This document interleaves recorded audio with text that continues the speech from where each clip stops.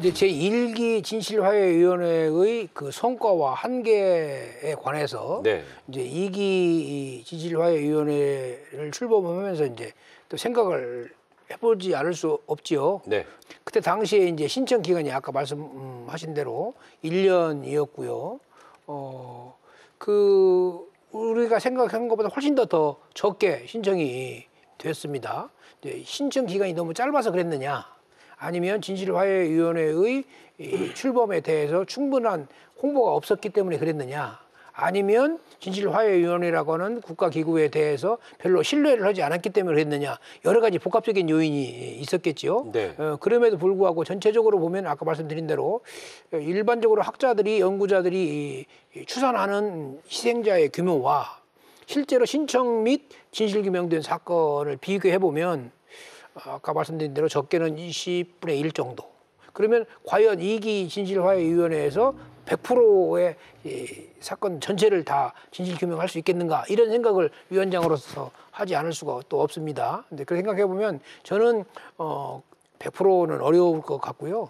그래도 하여튼 현재 살아계시는 분들이 이 진실화해위원회의 의미를 충분히 이해하시고 또 신뢰하시고 최대한 신청을 해주시면 거기에 대해서 이제 응답을 하는 것이 저희들의 도리다 이렇게 생각을 하고요. 하여튼 1기 위원회 때보다 좀 더 많은 성과가 있도록 지금 최선의 노력을 다 하고 있습니다. 그 홍보라고 하는 것은 아무리 해도 지나치지 않는 거고요. 항상 이제 상대적으로 부족하지요. 진실규명을 위해서는. 네. 그 1기 위원회 때 그 강원도 지역 상황을 잠깐 말씀드리면 전체 이제 한 11,000여 건이 신청이 들어왔고요. 네. 그 중에 8,450건 정도의 진실규명을 했는데 강원도에 관련된 사건은 206건이었습니다. 그러니까 전체를 보면 2.4%지요.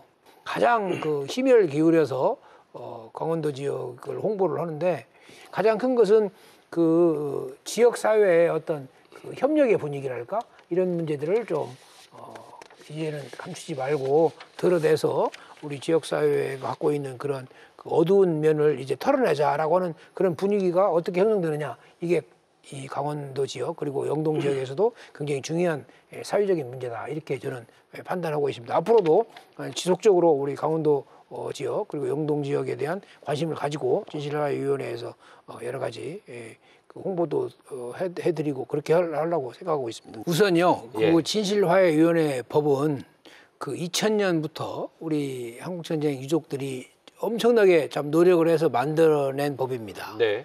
근데 그 법의 규정에 진실규명을 하게 되어 있지 배보상 규정은 거기에 빠졌습니다. 아까 말씀하신 대로. 이제 그리고 또 한 가지는 2005년도 당시만 하더라도 이 유족들의 대부분은 배보상까지 갈 생각을 미처 못했어요. 진실규명과 명예회복이 가장 큰 거였고요.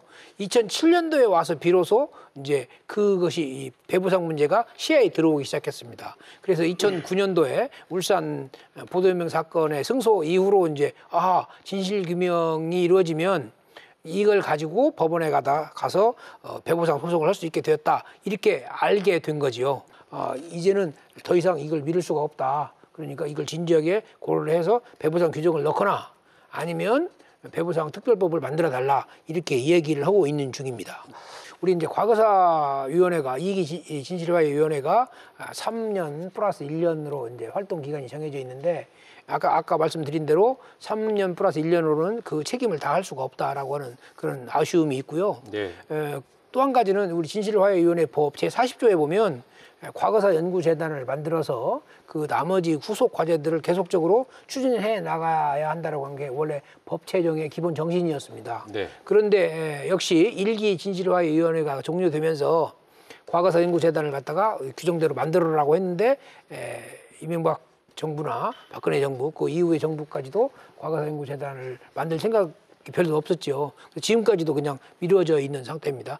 법 제정의 기본 취지를 살려서 좀 더 정부나 국회가 그런 문제를 확실하게 추진하는 것이 좋겠다라고 하는 게 진실화해위원회의 기본 입장입니다. 다만 지금 현재 3+1년으로 활동 기간이 법적으로 정해져 있는데 그 법적인 그런 기한이 점점 부족하다라고 하는 게 뚜렷해지고 있습니다. 처음 출범 당시에는 이제 어느 정도 2기 진실화해위원회 신청 사건이 들어올 것인가를 잘 몰랐기 때문에 일단 3+1년으로 하는데 그 신청 사건이 굉장히 많아지면 그걸 갖다 개정할 수밖에 없다라고 하는 게 원래 법 개정의 취지였습니다.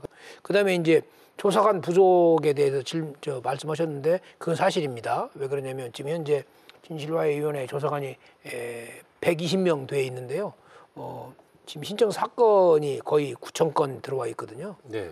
그러니까 1인당 거의 뭐 몇십 건씩을 다뤄야 하기 때문에 도저히 이 업무가 부담이 크다라고 하는 것은 사실이고요. 그래서 이제 유능한 그런 조사관들을 좀 더 많이 확보를 해야겠다. 이게 이제 저희들 위원회의 그 생각입니다. 그리고 또 한 가지는 그 위원장이 뭐 진실규명에 대한 어떤 뭐랄까 정렬은 있지만 제도적으로 막 할 수 없다. 그것도 사실입니다. 왜 그러냐면 그 여야 동수로 위원들이 구성되어 있고 또 다른 한편으로는 진실과 함께 그 화해라고 하는 것이 굉장히 중요하기 때문에 조금 생각을 달리하는 분들도 이렇게 시간을 걸려서라도 이렇게 끌고 같이 갖고 가야 하기 때문에 그것도 사실이긴 한데 그럼에도 불구하고 그건 이제 위원장의 개인의 어떤 그 역량의 문제이겠죠. 하여튼 최소한 그런 어려움이 있지만 잘 해 나가려고 생각을 하고 있는 중입니다. 하여튼 가장 중요한 거 화해는 강요해갖고 이루어지는 게 아닙니다. 그렇죠. 피해자들이 자발적으로 이해를 하고 충분히 위로를 받았다고 생각할 때 그리고 충분히 명예회복이 이루어졌다고 생각할 때 화해가 이루어지는 것이지 국가 권력이 문제를 일으키고 화해도 강요하고 그런 것은 절대 아니다라고 하는 부분을 제가 늘 명심하고 있겠습니다. 예.